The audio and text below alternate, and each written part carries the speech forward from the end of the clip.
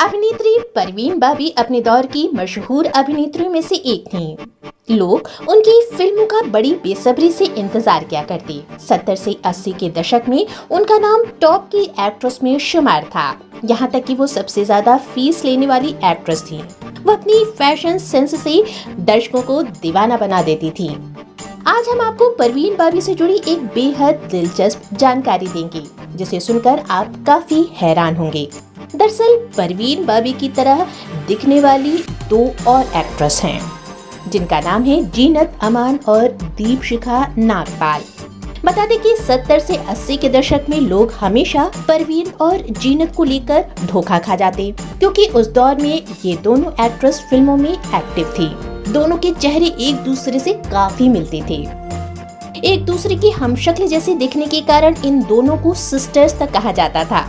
कुछ वक्त पहले ही जीनत ने परवीन बाबी की बर्थ एनिवर्सरी पर उन्हें याद करते हुए एक इंस्टाग्राम पोस्ट किया, जिसमें उन्होंने एक थ्रोबैक फोटो शेयर की थी। जीनत अमान ने अपने इस पोस्ट के साथ ये बताया कि कैसे फैंस उनके और परवीन बाबी के बीच फर्क नहीं कर पाते थे और उन्हें परवीन और परवीन बाबी को जीनत समझ लेते थे। गौरतलब है कि महज 50 साल की उम्र में परवीन बाबी की डेथ हो गई थी। वहीं जीनत के अलावा एक्ट्रेस दीपशिखा को भी हमेशा से परवीन बाबी की हमशक्ल के रूप में देखा गया। हालांकि दीपशिखा जीनत और परवीन दोनों से बहुत छोटी हैं और उनके बहुत दिनों बाद फिल्मों में उन्होंने पदार्पण किया। बॉलीवुड में जैसे ही बड़े पर्दे पर दीपशिखा को लोगों ने देखा तो उन्हें परवीन बाबी की याद आ गई। हालांकि दीपशिखा बॉलीवुड में तो उतनी ज्यादा फेमस नहीं हो पाई, लेकिन आज वो इंडियन टेलीविजन का एक खास जाना पहचाना चेहरा है। ये तीनों एक्ट्रेस बॉलीवुड से जुड़ी। इन तीनों एक्ट्रेस की शक्ल भी मिलती है और इन तीनों का प्रोफेशन भी, लेकिन एक और खास इत्तेफाक इन तीनों के साथ जुड़ा। जीनत हो, परवीन बाबी हो या दीपशिखा, ये तीनों ही अपनी जिंदगी में एक सच्चे प्यार से मरहूम रहे।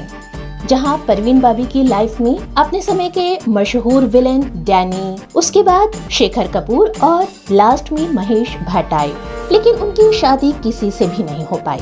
परवीन अपनी जिंदगी के अंतिम दौर तक कुंवारी थी। वहीं जीनत अमान की बात किया जाए तो जीनत अमान ने 2 शादी की, पहले संजय खान से और दूसरी पाकिस्तान के एक्टर मजहर खान से। हालांकि ये दोनों ही शादियां उनकी असफल रही, लेकिन दूसरी शादी में जीनत अमान ने जब तलाक का फैसला लिया तब तक काफी देर हो चुकी थी, क्योंकि मजहर एक लाइलाज बीमारी से पीड़ित थे और उस बीमारी के बाद उनका इंतकाल हो गया। जीनत ने अकेले ही अपने बच्चों की परवरिश की। वहीं बात करें दीपशिखा की तो दीपशिखा की भी 2 शादियां हुई। 1997 में एक्टर जीत उपेंद्र से, जिनसे उनका 2007 में अलगाव हो गया। साल 2012 में उन्होंने मॉडल केशव अरोड़ा से दूसरी शादी की, लेकिन ये शादी भी महज 4 साल चल पाई। आज भी दीपशिखा अकेली हैं। ये एक अजीब संयोग रहा इन तीनों अभिनेत्रियों के साथ। कैसी लगी आज की स्टोरी, कमेंट सेक्शन में हमें जरूर बताएं।